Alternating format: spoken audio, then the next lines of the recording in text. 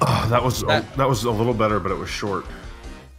Yeah, it sounded a little bit more on the verge of vomit too. It wasn't close. It was fine. Okay, we're good. Chandler's good. Welcome to an off-season episode of Running Out the Clock. Man, ROTC. Been a little bit since we did this, boys, but here we are. We're back, and you know what? I would say that we took the off-season to really hone our craft and to correct our mistakes. But that would mean that we made any mistakes at all, which we haven't ever. Right. So really, we're just back. Yeah, it's like, how do you get better when you're already perfect? Y'all are about to find out by listening to this podcast. Exactly. Hey. I'm your friend Joseph Craven. Keith Big Boss Harkins is here. We've got, of course, Chandler Ramalama Ding Dong. It's gonna be an interesting episode breaking into this is our spring game of sorts of podcast episodes. Obviously it's June, so it's not the spring, but I think we're still before the solstice. So it's probably still technically spring, maybe. I'm jumping in the transfer portal if I don't win the top spot on this show. I didn't know that there were like rankings on the show. Otherwise, I would have. There are, and if I don't get the top one, then transfer portal. Okay. I just want to clip the audio and play it on loop where Chandler went full Tuscaloosa accent and said transfer portal. I did say Pirtle. Yeah, the transfer portal. Dangle transfer portal. Dangle transfer portal, Paul. I gotta start working on my hashtag Vol for Life accent now. Right, exactly, man. Okay, so obviously, football's not starting up for another couple months. And while the rest of the SEC, like half the SEC is currently playing baseball still, ROTC being more of a football-centric podcast that bleeds over into basketball season, and then we all get tired and need to take time off. That seems to be the structure of the whole show. Pretty normal. Hey, and if we start in June, we're going to be sick of each other by like early October. I'm already sick of you. That's generous. It's going to be mid-July before I regret ever coming back. So what we're trying to do here is we're trying to get into some of the we're going to get into the previews of particular teams coming up throughout the rest of the summer. Right now, we need to talk about some of the storylines from the offseason to prepare ourselves for that undertaking. As always, though, as per tradition on Running Out the Clock, the first thing we got to do is talk about the Noles. Talking about the Noles. The Noles. Dim Noles. Yeah. So Florida State did they make the College World Series?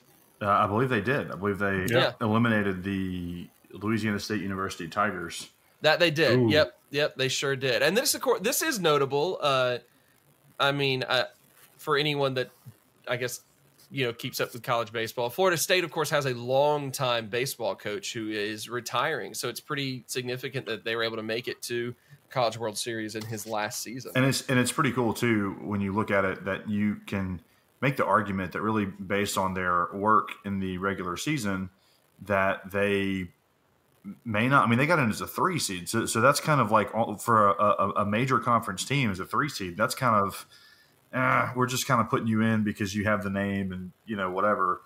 But they went to Georgia and won that regional, and then went to Baton Rouge and won that. I mean, like you got to Baton Rouge and win a super regional. That's not exactly easy stuff to do. No one does that. Yeah, so pretty cool. Not even LSU. Definitely not LSU. Pretty cool for Mike Martin and for Florida State. And so whatever happens at this point is just kind of neat for them. So, yep. Yeah, it looks like they beat Arkansas yesterday. That they did. So that's how I kind of feel. The statement of whatever happens from here on out is just kind of neat for them. It's kind of how I feel about like the College World Series itself. Like you make it to Omaha. It's like, man, that's the big accomplishment. Like, I guess if you win it that's pretty cool. And obviously you won a national championship, but like, I feel like most teams are just like, made it to Omaha. All right, we're good. It's weird. Unless it's you're weird. Vanderbilt and you're doing it with 37 scholarships to everybody else's 11. Yeah, exactly. Vanderbilt, known baseball school. No, seriously, that's what they're doing. They're pumping all of their effort into winning big at baseball. Like I think that's legitimately what's happening. I mean, it makes sense. I mean, if you can, it's either. I mean, because what? I mean, you can't live entirely off of your prestigious medical school. Who does that? Do they even have a medical school? Yeah. Yeah, it's a very good medical school. I assume it would be a good medical school. I just did not know until right now that they had one. Like one of the best, apparently. Yep. Shout out to mine and Keith's good friend, Jerry Simbazifoja, graduate of the Vanderbilt. No, actually, he didn't go to medical school. He did his residency at the Vanderbilt Hospital. Shout out to Jerry. Good guy. Jerry. Good guy. All right. Back to the reason we're all here, the SEC, where it just means more. So much so that we are, of course, talking about football in the middle of June, because that is the difference between the SEC and everywhere else. Everywhere else has other things to discuss. The SEC, absolutely not, sir. We're going to talk about college football even more.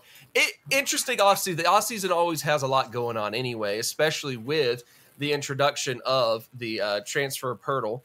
That has made it easier to keep up with some of the. I think that's the only purpose that it has to be just to keep up with the storylines, right? Yeah, I think that's it. Yeah, it's all for our benefit and no one else's.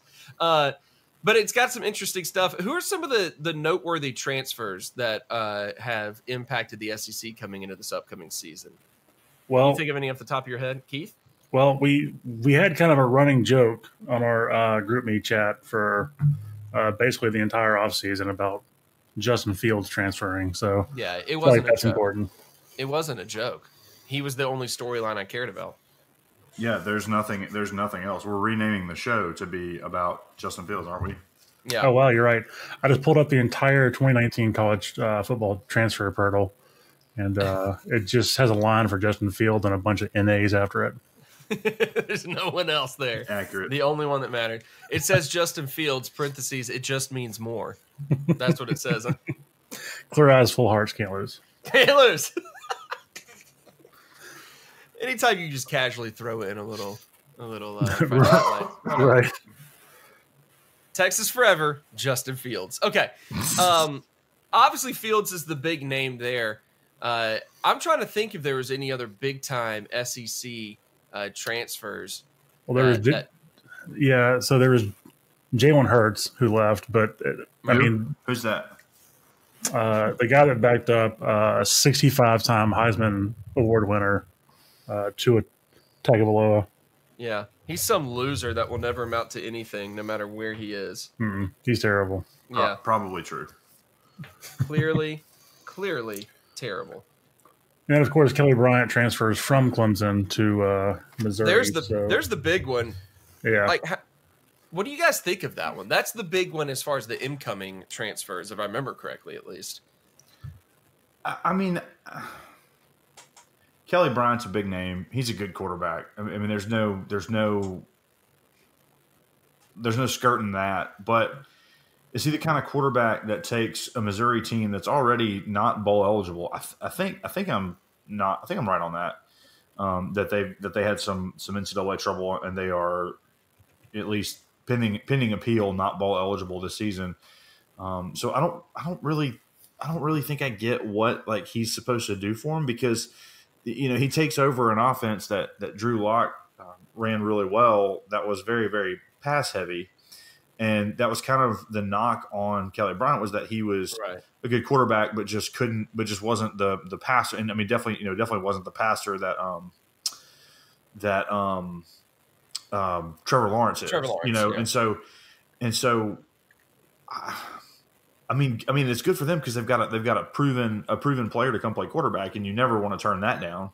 But I'll be interested to see how he fits in with what they're going to try to do and the offense that they run.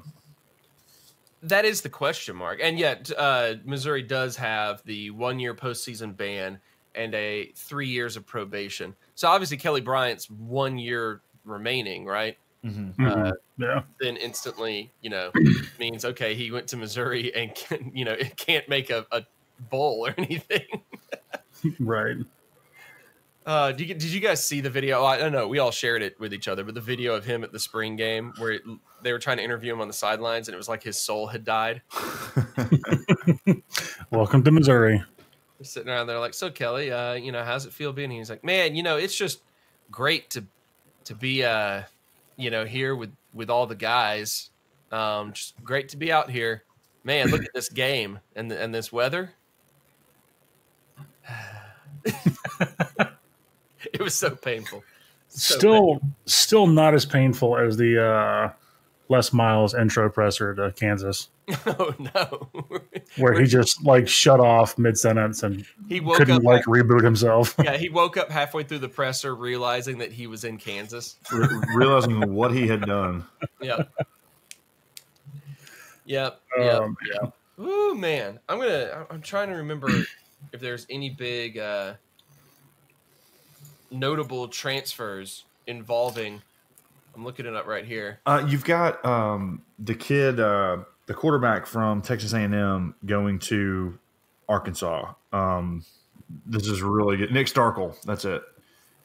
Nick Starkel going from Texas A&M to Arkansas, and Starkel was in the conversation and played okay last year at A&M, and I know Kellen Mond was kind of more the starter most of the season, but Starkel, I think it was enough of a surprise to say, hey, he's gonna go to Chad Morris's offense at Arkansas. But again, it's kind of the same question I have for Kelly Bryant going to Missouri is how well does Nick Starkel fit Chad Morris's offense? Because Chad Morris is kind of that wide open spread, mobile quarterback, a lot of those kinds of things. So I'm interested to see how that fits in. And they also have a quarterback who transferred in from SMU. So, they're going to have two transfers kind of battling it out for the job. So, that's one of those things that just kind of seems like it's a recipe for some controversy and some struggles, but we'll see how it goes. There also was, I'm looking at it right here, Sean Robinson, who went to Missouri. Who is that?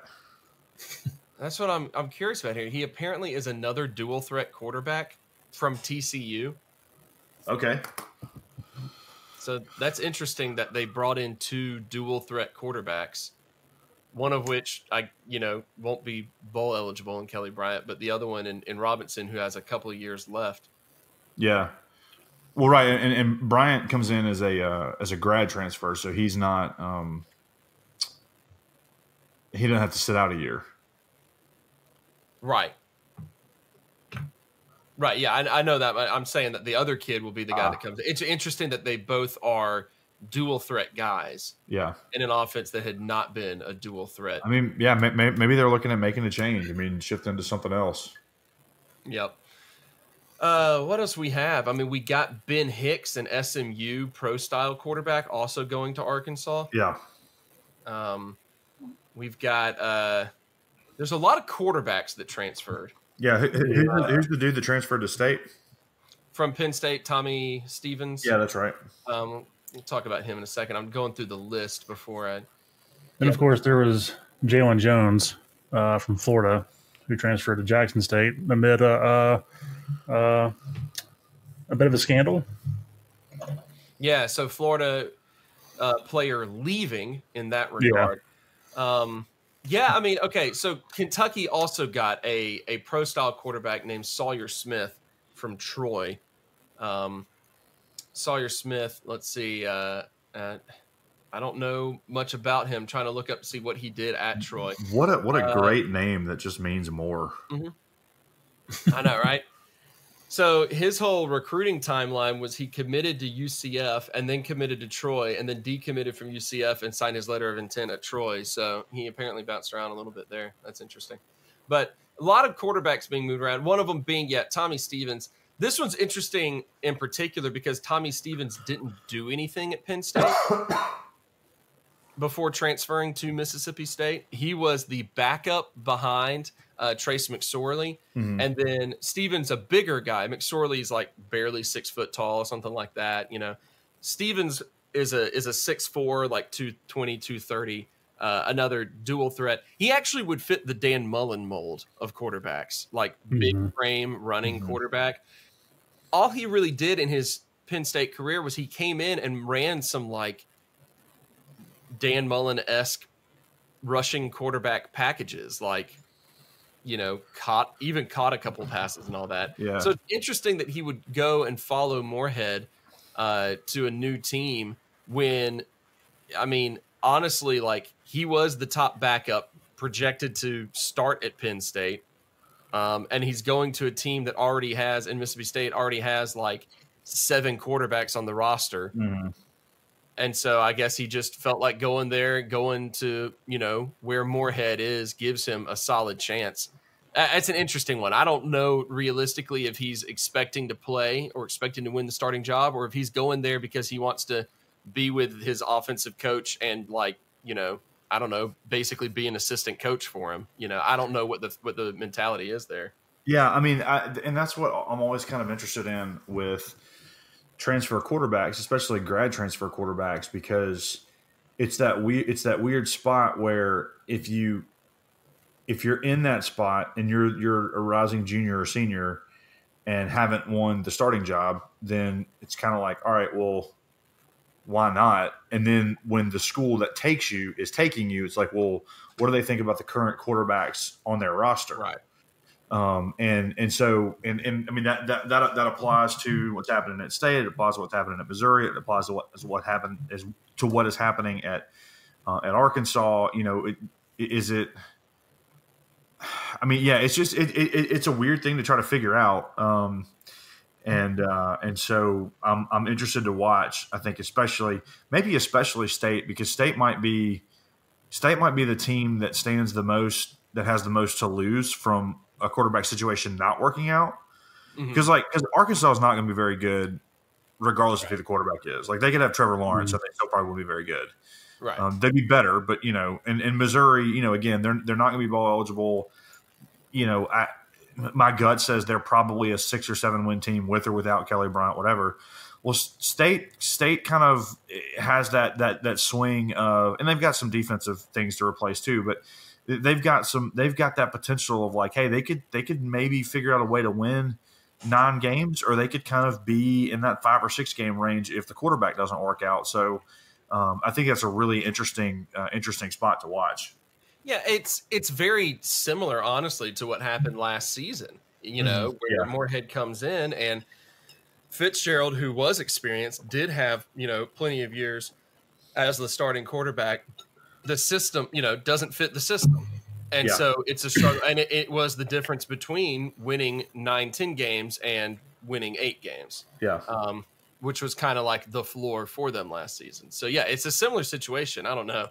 It's just so interesting because Stevens has, let's see, he has stats. He's never attempted more than 30 passes in a season. Mm-hmm. Most of the time those are rushing attempts. He doesn't even have like any. Okay, there's his passing stats. He's never attempted more than 14 passes in a season. Yeah. His sophomore year, he attempted 14. Last season as a junior, he only attempted 8. He mostly has been used as a rusher. He actually, like I mentioned, he had a couple of, receptions over the past few years. I don't know. It's just interesting to see if he's planning on, coming in and trying to take over as the quarterback, or if he's thinking Moorhead's like, hey, come in, I'll use you as the same role, but I'll use you more probably than James Franklin was going to use you, that type of thing. Who knows? Yeah. And it's like not everybody is in the Gardner Minshew situation where, last year he was transferring to Alabama to go and be basically, like you said, a glorified assistant coach. Right. And Mike Leach called him and said, hey, do you want to come to Washington State and lead the nation in passing yards? And now he's on an NFL roster. So, a really different situation, I think, than most graduate transfers, or really anybody kind of entering into that transfer portal situation. Yeah, exactly. I mean, that I would feel like if I had to guess, the Stevens, transfer is similar to Minshew going to Alabama type of thing, because that's what it seems like. Because why in the world would you leave Penn State, where you are kind of expected to be the starter this upcoming season, to go somewhere else, unless maybe you know something about, like, you're not actually going to be the starter. They don't want to use it. I don't know. It's just weird. It was a weird situation that he was, leaving the way he was. And then, obviously it makes sense that he goes to follow his former offensive coordinator and all that, but the motivation, who knows why? Yeah. Who knows why? Well, and this thing is, we're keep in mind, we're talking about a lot of these transfers, before we've had any time to really kind of see how, fall practice works out, I mean, yeah, exactly. So a lot of it is just rampant speculation, which is, hey, that's what we do. We're college football fans. That's how it goes. But but it, you can look at some of these and say, yeah, that's kind of an interesting, curious transfer there. I'm interested in how that's going to go. Yep. Very, very much so. Now, Keith, you did mention the dude from Florida, whose name I just forgot. Jalen Jones. Jalen Jones. So you mentioned Jalen Jones leaving and that whole situation. It kind of bridges the gap in the conversation between transfers and all of the strange goings-ons at Florida right now. And so there he is. I just found Jalen Jones in the transfer list. After I needed it, naturally, is when I actually find him in the list. Fantastic. Great. Thanks, transfer list. Come on, transfer Pirtle. Help me out. So what's going on with Florida football, right? Fill us in real quick. Recap the news stories on some of the drama going on there with Jalen Jones and his roommate. Yeah, so it came out that Jalen Jones had been accused of sexual assault, and in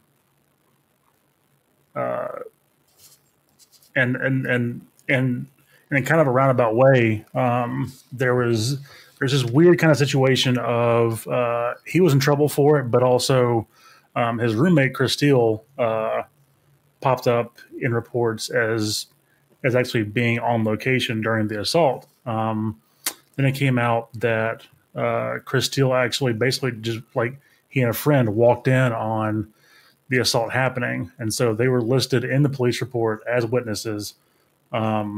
Seems like a pretty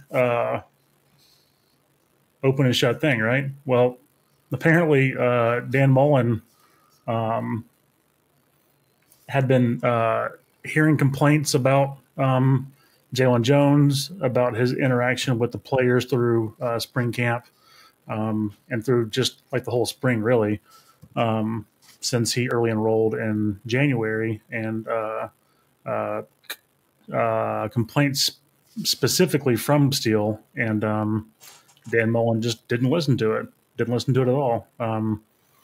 He requested room reassignment because they were roommates. He didn't listen to it. The college didn't listen to it. And now I don't know if there's actually been any charges pressed or anything like that, but now Jones is gone, Chris Steele's gone, and it's a real bad look for both Dan Mullen and the school. Quick question for clarification purposes. What relation is Dan Mullen to Don Merlins?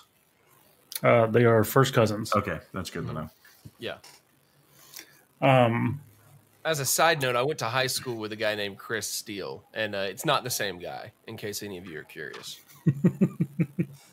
The Chris Steele I went to high school with was a very short, very tan dude. Well, just exactly the type of athlete that Florida goes after. Yeah, that's distinctly what I remember about him, is that he had a great tan. Also, no longer college age. So, very much not so. He looked like he was in his 30s in high school. Oh, great. I don't mean that as like an insult. Like all of us looked like tiny children. And he looked like a fairly handsome dude and was known to be like a pretty cute guy based on what the girls in the school said. He just happened to also look like a very cute adult, and all of us looked like children. That happens. Sort of like AC Slater at whatever high school they all went to, Bayside. Bayside High, right? It was like them trying to pass off him as a high school student was always hilarious to me. What's the video series that's so good? Zach Morris is trash. Isn't that what it's called? Oh yeah. Where it's just how much of like a terrible human being he actually was. Yeah, exactly. Huge fan of that. Go check that out, everyone. So when you're charged as a school and as a program for the well-being and safety of these kids whose parents are essentially loaning them out to you, and you're putting them in dangerous situations, that like as part of the fallout from that, they've had 2 or 3 or 4 other transfers leave the school. So like who? Anyone of note? No, mostly freshmen who were coming in who early enrolled that just didn't want to stick around for it, so they left. Nobody that was really projected to have any sort of meaningful impact this year. I mean, like outside of Steele, it's not like Steele was just some dude. I mean, Steele was like right, yeah, it was like one of the top recruits in the whole country. Yeah, right. And Dan Mullen and his wife even flew to California to try to convince him to come back. But I mean, when you spend the whole spring getting ignored, and then when you leave, that's when they try to act like they care. That's damage done. Move on. Well, I mean, what do you do with something like that? Like as a fan, Keith, like what do you do when something like that happens and it's this weird? Because I mean, we're not there. We don't really know the details. We hear what's reported, and sometimes we hear what's blown out of proportion. But in this case, I mean, it does kind of seem like a situation where more should have been done, and it just kind of wasn't, type of thing, right? Yeah, for sure. You don't like as a coach with freshmen coming in, there's always going to be like personality issues, and so you try not to kind of reshuffle everyone's lives to accommodate somebody that maybe has an issue with their roommate because they just aren't getting along. I mean, that's all part of team building. But when it's as persistent as it was, and then you find out that, oh, hey, look, this guy is actually kind of a piece of crap and is treating people horribly. Like parents see that, and they don't want their kids going to a school where they're going to be rooming with a predator, Yeah. and then not get listened to whenever they have issues. As a fan, it's troubling because you want to support your school and you want to support your coaches, and it's really hard to when stuff like that comes out. And it was one of those things where like each time there was a headline or a story update, it just got worse and worse and worse and worse. And I always try to give the benefit of the doubt to people. And Mullen himself came out and said, we try not to make, like knee-jerk reactions and decisions based on that. And he brought up the Jeffrey Simmons situation at State. But also, like, when the complaints are, again, that consistent and from multiple sources, because it wasn't just from Chris Steele, there were reports coming out of spring training that, like, a lot of the players just didn't like this dude because he was kind of a dick, because he was creeping everybody out. Right. Exactly. So, it's a little disheartening, especially coming off of last season, and like there's a lot of hype coming into this season, and then something like this happens. It just kind of takes all the air out of it. Yeah, for sure. Do you think it's going to have a major effect on the team, or you think they'll be able to get over it? The distraction part of it, that is. Obviously, the personnel loss is its own thing, but like the distraction part of it. Yeah. The fact that, Jalen Jones transferred out is going to help that, because if he stuck around and Dan Mullen tried to make it work, then that would cause a lot of issues. But, he's gone, Steele's gone. Almost just seems like they're just going to kind of get a clean slate here and just move forward with it, which, whatever. But just like, this has to be a learning opportunity for Mullen. A learning opportunity for a 10th year SEC head coach. Right, exactly. Yeah, it's to me it just seems like this kind of not necessarily to this level, but always just kind of like recurring theme with Mullen, that he's just not the most personable guy around. And luckily they've been able to he's been able to kind of avoid any situations that have come back to bite him yet. But this one, this one might, when you start to kind of lose players' trust, and I mean, obviously there's a lot that remains to be seen about what this is or isn't or anything like that. But if it is an incident that can kind of start to chip away at his trust with his players, like, that's something that can be really, really hard to recover from. Yeah, very, very much so. Especially, I mean, he's Mullen's been known to be, a cocky guy. That's just part of his personality. He's not really shied away from that. There was even a quote, I think, just recently where he kind of like took credit for creating the Mississippi State Ole Miss rivalry. Like that was his wording of it, and people were like, I don't think that's what you mean, but you're also that's who you are, so you probably actually believe that.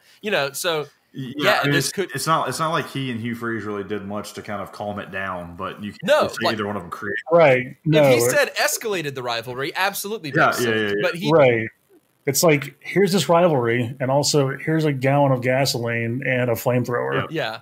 He essentially said that he arrived on the campus, they didn't really have anything, so he decided to create this rivalry to generate buzz. And it's just like, no, you didn't create the rivalry. You just happened to but that's his personality. That's who he is. So you do have to wonder a little bit of if he is such a persona-driven guy in that regard. At what point does the persona kind of dig itself in a hole, and suddenly he's got these players? Exactly what you're saying. I'm not going to rehash your thoughts, Chandler, but yeah, maybe this does come back to bite him a little bit. Well, and realistically, the persona-driven stuff starts to fall to the wayside when you start to lose. Anytime you coach on a gimmick, I think Mullen is an example of that, with kind of just being the personality driven. He's also a good coach behind all that, but Hugh Freeze is kind of the same thing, that like his gimmick was like, we recruit a better kind of player. We're here to like mold young men. Well, eventually you start losing some games, and people start to realize, wait, none of that stuff actually matters, because it's not fun to lose. And that's when people kind of start to turn on you and you start to lose it. And so that's kind of, my thought would be, if they come out and have another good season and look like they're positioning themselves to have another good recruiting class and contend for the East, then nobody's going to care. Right. Oh yeah. Well, no. If you're successful and if you're making money, no one cares what you do. Yep. Like fans might not care, boosters might not care, but like, don't underestimate the whole like parent side of this. Like, I remember, if you're making money for the parents too, they're not going to care. It's true. Like when you say that the boosters don't care, see, when the boosters don't care, that's how they make sure that the parents don't care. So, yeah, there was a guy that was heavily recruited to go to Clemson. I think my junior year of high school. Went in, and his mom like hated how he was treated by the coaches. Like literally pulled him out of school, sent him to like Belhaven, and it was clear which one of those kids was recruited by a D1 school and which ones were recruited by Belhaven. He was just running people over, and because Belhaven recruited a better class of person, is what you're saying, right? Yeah, exactly. Yeah. But like, you know, if parents don't trust that a coach is looking out for them, they aren't going to send them to that school. Period. Yeah, I mean that's true. Some might, you know, Cam Newton's family, but do you remember just a couple of years ago the basketball player whose mom kidnapped him to keep him from going to college? Chandler, do you remember that one? Was that Pollard? Yeah, that was Pollard. Yeah. I was drawing a blank on his name. Yeah. Didn't his mom end up in jail or something? Yeah, it was not a good situation. It was not a good situation. There's that. Oh man, yeah. It's going to be interesting to see how they. It's nice when a story ends exactly how you think it would. Yeah. Oh yeah. There's no spoilers here, guys. That's just how it happened. It'll be interesting how that goes with Florida, with the preseason hype, with will Mullen be able to keep the ball rolling in his second year at Florida, that sort of thing. So it's a strange possible, bump in the road. It's also possibly nothing at all because they could win enough that, no one cares. Exactly what you're saying. Right. I don't know. It'll be an interesting one to keep an eye on, though, as we move forward with that. Real quick, let's hit on this topic before we actually look at some of the early odds and preseason, predictions and stuff like that some of the major media outlets have put out there. Another coach making statements during the offseason that generated headlines. Back in April, Nick Saban railed a little bit because I believe Alabama lost like 9 players to early entry to the NFL. Might even have been more than that. And Nick Saban went on a classic Nick Saban, rant about how he didn't like players leaving early for the NFL. Because if there's, one thing Nick Saban dislikes, it's, fun and players being able to enjoy what they're doing and get paid for it at the same time. Right. It brings up this whole interesting, thought process here of, football has probably the second best, drafting and college setup in college sports right now. Obviously, when a player can go pro is dependent on the professional leagues, not on college itself. Mm-hmm. But, the basketball situation's a mess right now. I think baseball is the best one because, if you're drafted straight out of high school, you have this option. Is it going to be a good contract? Is it not going to be a good contract? You can make the decision then to go to school. But once you do, you're there for a few years. Mm-hmm. Football, of course, you have to go to, if you want to play in the NFL, you have to go to college and you have to be out of high school for 3 years. Have to, no question asked. What's y'all's take on the guidelines for football? Do you like this? Do you think there's a better system here that for college football? No. Yeah. Make them go 4 years and pay the athletes. All right. So for systems that will one day actually happen. No, I mean. Well, no, I mean that's. Hey, look, that's totally. I'm not saying will it actually happen or not. It's just what do you think is the best system for how this is done? I mean, look, Saban. When Saban does stuff like that, when he complains, when he rants or whatever it is he does, he always does it in a calculated fashion, and he always does it playing some angle. There's something he's trying to do there.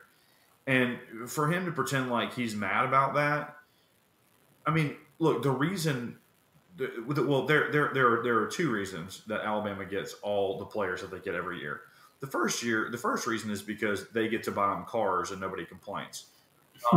But the other reason is when they put that many guys in the NFL, more guys want to come there. More guys want to come and play there because that's their path to the NFL. They can go to college for 3 years, and if they stand out on Alabama's team, and realistically, in some situations, they don't even have to stand out. They just have to make a play or two. Like they just have to kind of show that they can play, and they'll, you do your 3 years, and then you go to the pros. Like he benefits greatly from that, because he's going to sit there and he's going to complain about all these players leaving early, but then when he sits down in these recruiting visits, he's going to be like, man, Eddie Jackson, Dante Hightower, he's just going to list off all these names of these guys. So they came here, they played for me for 3 years, and they went pro.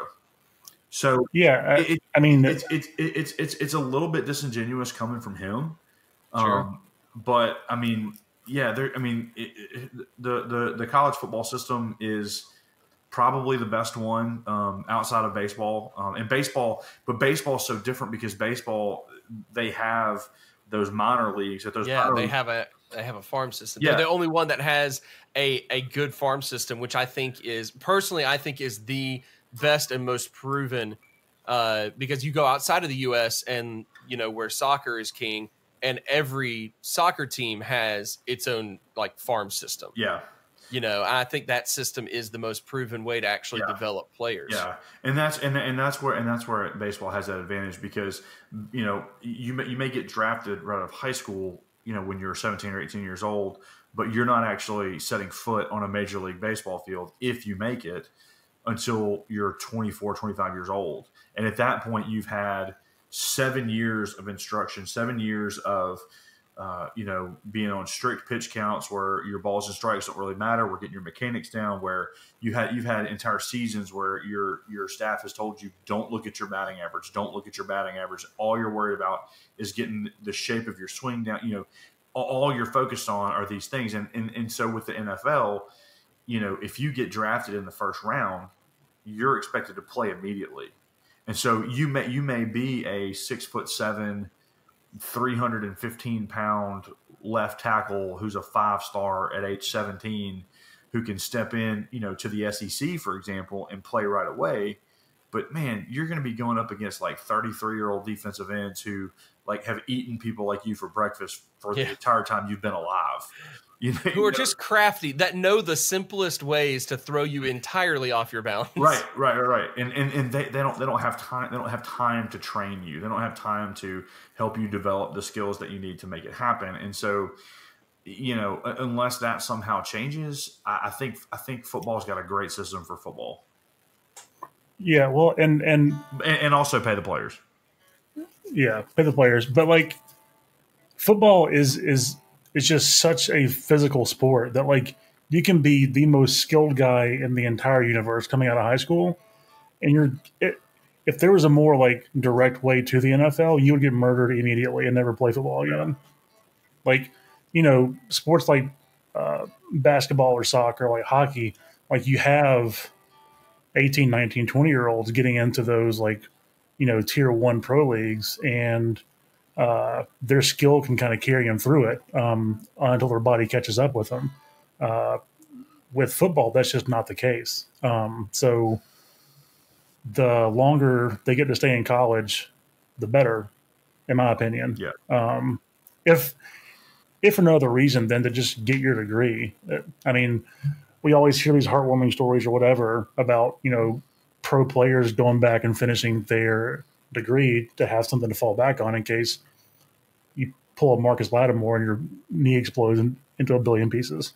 Man, that's still one of the most heartbreaking situations, because I really, really enjoyed watching that dude run. He was amazing. Man, he was good. Good dude, though. I don't know if you've read about what all he's done since his playing days ended up, but basically working hard to rebuild his entire community and stuff like that. Just really fascinating. Yeah. The work ethic there. Good dude, all in all. Also, pay the players. Well, I can tell Chandler is bored because he's broken the guitar out for a little while now and moved away from the microphone. Let's talk. Close to the microphone, just little unplugged strumming. Yeah, you're highly professional. Right, your audio quality would beg to differ. So let's jump into for the last few minutes here on the pod and talk a little bit about the odds to win the SEC this year, according to CBS. Keith, you have these stats in front of you, or these odds in front of you, if I remember correctly. What do the numbers tell us, Keith Harkins? To nobody's surprise, Alabama's favored to win the SEC. Oh. Georgia right behind them, and there's a pretty large gap between those two guys and the rest of the league. Florida and LSU have basically the same odds. Essentially, if you just run down the standings from like last year, that's a lot of what this is. Maybe my favorite thing about this is that Missouri is about a third of the way up the list as having the highest odds to win over teams like South Carolina, Tennessee, Ole Miss, Vanderbilt, and Arkansas, despite being ineligible to play for the SEC title. So CBS really paying attention to real life there. Well, CBS showing respect to Missouri. Yeah, they technically can still win the East. They just can't play in the championship game, and they have a better chance.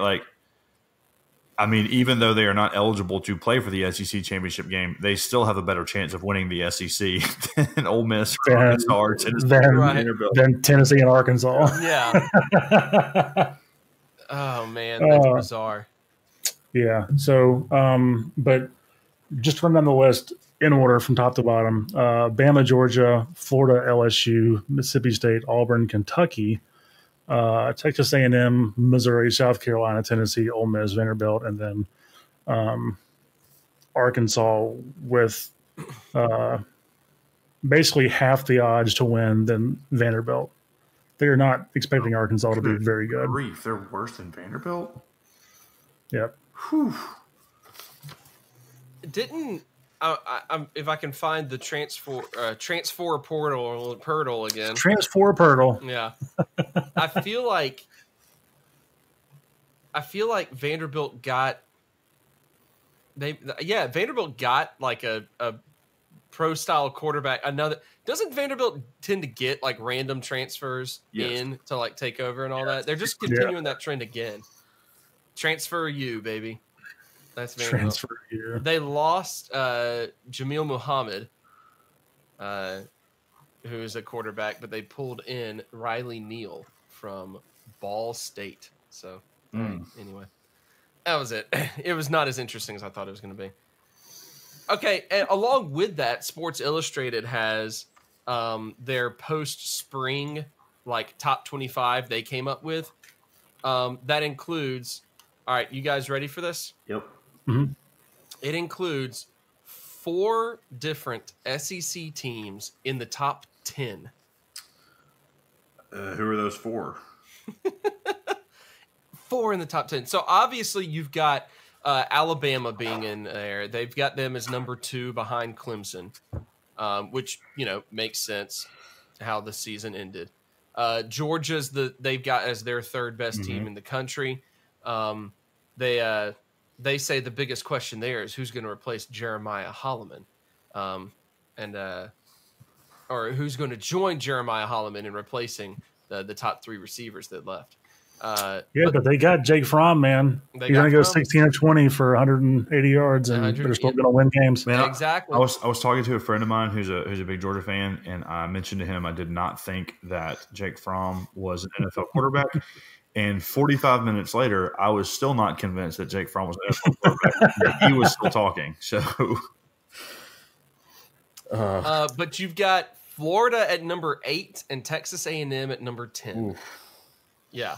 So my favorite thing about this is the fact that Michigan is ranked ahead of Florida, despite the fact that they were just in a tailspin to end the year, getting dummied by both Ohio State and Florida at the end of the year. And basically everybody hates Harbaugh. So, right. Yeah, that was weird. And they're saying, oh, well, one of the biggest issues going into fall practice is just whether or not they could find the right running back rotation. I'm talking about Michigan. And I'm just like, it seems like there's other things going on also that kind of derailed them. A couple other question marks there. Yeah. But yeah, they're thinking that Felipe Franks going into junior year in Florida is going to be they're going to be a good team, and they're saying now The direct quote from SI is, now that Jimbo Fisher has announced he isn't going anywhere after the departure of athletic director Scott Woodward for LSU, he can go about dealing with the loss of 7 NFL draft picks.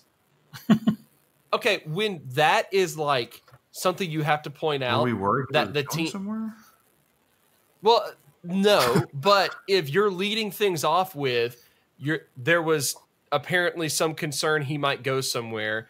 They just lost 7 players to the NFL draft, and that's all you're talking about, and you still put them at number 10. That's weird to me. What did they prove that puts them at number 10? Yeah, especially as they follow that up with the SEC's leading rusher, Travion Williams, who, oh man, like that dude was fun to watch also. Just an absolute monster. And All-America tight end, Jay Sternberger, like, so you've lost 7 players to the NFL, one of which is the SEC's leading rusher. But hey, number 10 because reasons. Well, the belief in Jimbo Fisher still just continues to baffle me because and this feels like such a weird thing to say. Like, yeah, he won a national championship at Florida State, but I think you can argue that given the state of the ACC while he was there, and like you just kind of wonder, like, should they have maybe done a little bit more? But I mean, look, they lose 7 draft picks. They bring in the number 6 recruiting class in the nation, which is a pretty big deal. You got 3 5-stars and 14 4-stars, which is, that's kind of consistent with a recruiting class that ought to be able to fill those gaps. But I don't know. I mean, I still don't know that they have a quarterback that says, hey, they're a top 10 team. Right. I mean, that one, that, if we look up at the end of the season and Florida's hovering around 7 or 8, maybe they're right outside of the playoff. Like, I'm not shocked by that. I'd be surprised, but not just like, oh, I can't believe that happened. But actually, no. With Florida, I'd be pretty shocked if that happened. I'd be super shocked if that happened. But probably more shocked if Texas A&M happened, just because I just don't see it. I don't know. Rounding out, there's 2 more teams that made their top 25. LSU comes in at number 13. That's not necessarily shocking, considering LSU did so much better than expected last season. Yeah, and didn't they also have like a top 5 class this year too? Number 3, they signed 4 stars. And of course, they returned the greatest quarterback the SEC's ever seen in Joe Burrow. Broadway Joe Burrow. According to Rivals, LSU and Oklahoma signed 4 5-stars each, and that's the most in the country. Well, good for them. That's nuts. Good for them. So LSU's not a shock to me, but Auburn comes in at number 19, and that is a shock to me. Well, partly. It's partly a shock to me because obviously of them only winning 8 games last year, them losing Jarrett Stidham, who was supposed to be, the greatest quarterback in the SEC last year, all that nonsense. Until Joe showed up. Until Broadway Joe, until Diamond Joe Burrow showed up. Diamond Joe. So you got all that to deal with. But what doesn't surprise me about Auburn is the fact that this would be the most Auburn thing, just following the pattern of what has gone on whenever, like with Gus Malzahn, when he was there as offensive coordinator and now head coach. The reason I predicted them to only win 8 games last season is because every time they had a good year, they followed it up by only winning 8 games, and they did it again. So it just stands to reason that expectations should be lower, and so they'll do better this year. So that's why it doesn't surprise me that, SI has them in there, because it would make sense for Auburn to do that. But I just don't know about Auburn coming in at number 19. Yeah, and like with like 5 games left in the season last year, there were a lot of rumors about Gus Malzahn basically being like run out of town, like at any minute at that point in time. Yeah, he was definitely teetering. Yeah, exactly. What helps them is they return an entire offensive line, which doesn't happen often, and consistency on the offensive line covers up a lot of like gaps in talent. They bring back a lot of that really good defensive line. But then they're going to have this issue where, SI lists them out here. Joey Gatewood, Cord Sandberg, Malik Willis, and freshman Bo Nix. Dr. Bo. Dr. Bo, the new Dr. Bo Nix. We're all seeing action in the spring game. They without any like clear-cut favorites to take over as the starter at quarterback. So it could be a tricky situation for Auburn for sure. So what do you guys think about Auburn showing up on this list? I mean, Auburn's going to Auburn. I mean, they're always going to be in that top flight conversation. I mean, like to me, it's so weird to put a team in that situation that doesn't really have a quarterback, because that seems like it seems like that's one of the places that you kind of feel like you want to know, like, hey, like that position would need to be settled before you could really kind of think this team is going to contend for the SEC. I do know, Bo Nix is a pretty big deal recruiting wise. And so my thought would be they would have pretty high hopes for him to win that starting job relatively early. So, maybe if one of those 3 or 4 guys gets a stranglehold on the position, then maybe you can see it, but I don't know. Yeah, like they're basically putting Auburn in the top 25 off the strength of their defensive line. Yeah. Because like last year, their head coach almost got fired. Their run game was awful. So that put a lot of pressure on their passing game, which was also not good. So offense is a dumpster fire, good defensive line. Well, like borderline, like elite defensive line, and overall a good defense. And that's it. So let's throw them up to the top 25. That formula worked really well for Mississippi State last year. I mean, even with their offensive inconsistency, their defense was elite, and it started with that defensive line. And I mean, you can make a lot of noise in college football with an elite defensive line and not much else. That you can't. Yeah, true. Now, did anyone leave from Auburn's defensive line for the NFL this year? I don't think so. I think they're bringing back their whole defensive line from last year.